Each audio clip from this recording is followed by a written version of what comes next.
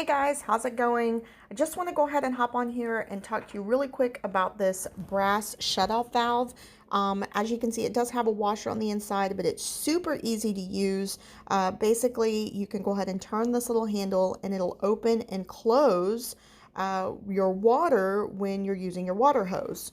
Now, this is a 3/4 inch shutoff valve, so it will fit most garden hoses, but you simply go ahead and twist it on, and once it's on your water hose, you're able to put your breaker head or water valve wand or whatever it may be, just like this.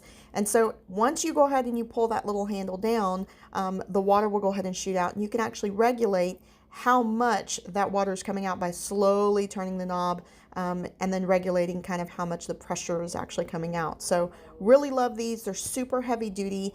They will withstand all the elements of being out in the weather. Hey guys, thanks for watching, and if you found this review useful, please hit the thumb below so that other people will know that it was helpful.